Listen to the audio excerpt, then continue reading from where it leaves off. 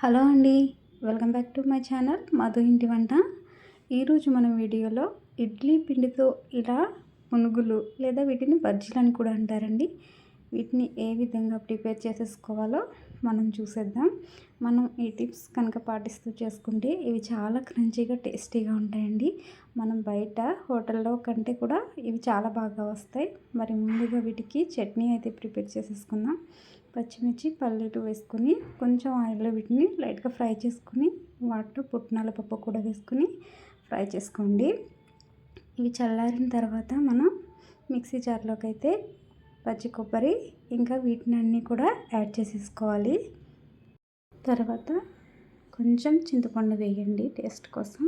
అలాగే రుచికి సరిపడా సాల్ట్ వేసి వాటిని మిక్స్ పెట్టుకొని చట్నీని ఒక పక్కన పెట్టేసుకోండి. చూసారుగా ఇడ్లీ పిండిలో మనం ఒక 3 టేబుల్ స్పూన్ వరకు మైదా వేసుకోవాలి. మైదా వేయడం వల్ల బజ్జీలు అనేవి ఆయిల్ పీల్చకుండా ఉంటాయండి. అలాగే ఒక పెద్ద సైజు ఉల్లిపాయని ఇలా చిన్న ముక్కల కింద కట్ చేసుకొని వేసుకోండి.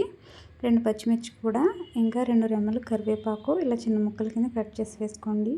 ఇవన్నీ వేయడం వల్ల బజ్జీలు క్రంచీగా వస్తాయి. స్పూన్ సాల్ట్ కూడా వేసుకున్నాను. ఇవన్నీ కూడా బాగా మిక్స్ చేసుకోండి. ఇప్పుడు మనం స్టవ్ వెలిగించి ప్యాన్ పెట్టుకుని ప్యాన్ హీట్ అయ్యాక ఆయిల్ వేయండి. ఆయిల్ని బాగా వేడెక్కనివ్వండి. ఆయిల్ బాగా వేడిగా ఉంటేనే బజ్జీలు బాగుంటాయండి, లేదంటే విడిపోతాయి. ఈ విధంగా మనం చిన్న సైజులో బజ్జీలన్నీ కూడా వేసేసుకుందాము. స్టవ్ని మీడియం ఫ్లేమ్లోనే పెట్టుకోండి. హై ఫ్లేమ్లో అయితే పైన కలర్ వచ్చేస్తాయి, లోపల అనేవి ఉడకవండి. మీడియం ఫ్లేమ్లో అయితే ఈవెన్గా ఉడుకుతాయి. చూసారు కదా, బజ్జీలు చక్కగా ఫ్రై అయ్యాయి. ఇవన్నీ మనం తీసుకుని ఒక ప్లేట్లోకి అయితే సర్వ్ చేసుకుందాము. నేను ఒక టిష్యూ పేపర్లోకి తీసుకుంటున్నానండి, ఎక్స్ట్రా ఆయిల్ అవి పీల్చుకుంటుందని. చూసారా ఎంతో టేస్టీగా క్రంచీగా ఉండే ఈ మినప బజ్జీలు అయితే ప్రిపేర్ అయిపోయినాయండి. మీరు ఆలస్యం చేయకుండా మీ ఇంట్లో కూడా ఈ బజ్జీలని ప్రిపేర్ చేసుకోండి. ఎంత గుల్లగా ఉన్నాయో చూసారు కదా.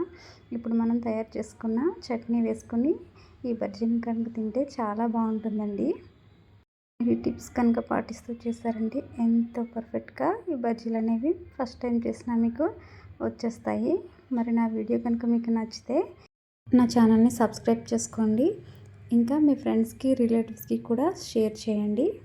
అంతే కదండి, మీరు సబ్స్క్రైబ్ చేసుకుంటేనే నాకు ఇంకా ఇంట్రెస్ట్గా మరిన్ని వీడియోస్ చేయాలనిపిస్తుంది. సో మీరు నా ఛానల్ని సపోర్ట్ చేయండి. మరిన్ని టేస్టీ రెసిపీస్ కోసం చూస్తూనే ఉండండి మధు ఇంటి వంట. Thanks for watching.